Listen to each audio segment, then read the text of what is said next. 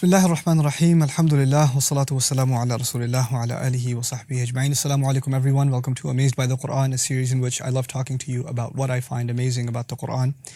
Today, inshallah, I'm going to be talking to you about just one ayah, an expression in this ayah that really captured me. It's the longest ayah of the Quran. It's the ayah of loan agreements and business agreements, found at the end of Surah Al-Baqarah. And within that long ayah, Allah says, and right after that long ayah actually, He says, وَمَن يَكْتُمْهَا فَإِنَّهُ آثِبٌ قَلْبُهُ. Don't hide testimony, لَا تَكْتُمُ الشَّهَادَةِ, and whoever would hide it, then sinful his heart is. Penalized his heart is. Now, the idea of hiding testimony is withholding something that your tongue was supposed to say. And withholding testimony is a sin of your tongue. But remarkably, Allah did not say his tongue is sinful for not doing what it should have. He says, what is sinful? His heart is sinful. Now, you could just say he is sinful. Like, that's simple. He is sinful. But when Allah takes a limb and attributes a sin to a limb, you have to appreciate the rhetorical benefit here. You know, when you say you did that with your own hands, then you're making you're making somebody's hands responsible.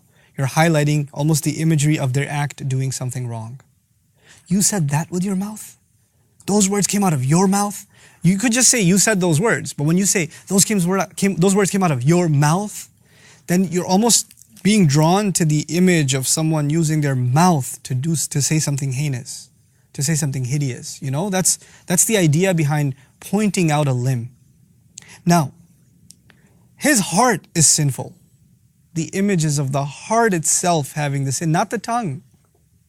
Not the tongue. Not him, his heart. There's something deep inside his heart. Why? Because this ayah is about business deals. And in business deals, when someone hides testimonies because they have greed. And greed rests deep inside the heart. And that heart, it's that virus of that greed, it pulled on his tongue and held it back. So actually Allah is not blaming his tongue.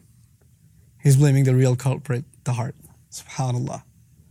It's so epic how Allah it didn't just talk about the crime. He talked about the root of that crime and who He's going to hold responsible. Now, why is that so scary?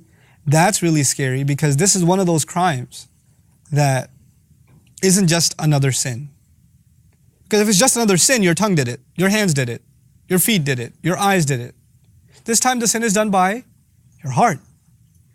Why is that such a big deal? Because Allah says on Judgment Day, there is nothing that's going to be of benefit to anyone, إِلَّا مَنْ أَتَى اللَّهَ بِقَلْبٍ سَلِيمٍ, except who comes before Allah with a sound heart. So when the heart is sinful, the entire being is in trouble. The entire being is in trouble. What emphasis has the master of all the worlds placed on honesty in business deals in this ayah? What does Islam have to say with treating people honestly when doing business with them?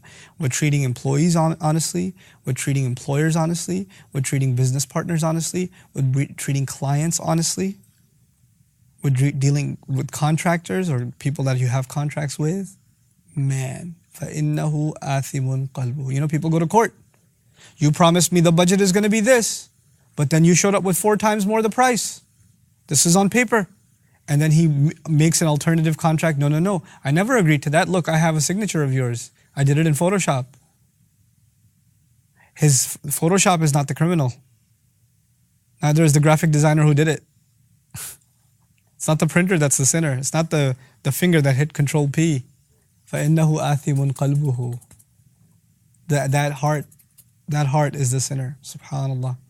Allah has highlighted something so powerful here. And if you understand that, then you understand something very grand about the world. In my own assessment, you do not have to agree with this. In my own assessment, one of the world's biggest problems today is unrestricted greed. Probably the world's biggest problem in my opinion. Unrestricted greed. Companies want more, they only care about the bottom line. Nations want more, individuals want more, husbands want more, wives want more, children want more. Everybody wants more. We're ripping the earth apart and we're ripping each other apart out of this greed. And Allah is highlighting that greed rests deep in some crevice inside your heart. And that's what's sinful. We need to fix that. And until you fix that, greed is not going to get curbed. Greed will never go away, but you can curb it. You can control it so that your heart isn't sinful. You know, that's what we have to do. We have to identify that disease and eradicate it from existence. Barakallahu li wa lakum. Assalamu alaikum wa rahmatullahi wa barakatuh. Assalamu alaikum wa rahmatullah. If you enjoyed this video, please do share it with friends and family. If you want to see more videos from this series, click on the box at the top. If you want to see other videos, click on the box at the bottom. And don't forget to hit the subscribe button. Thanks.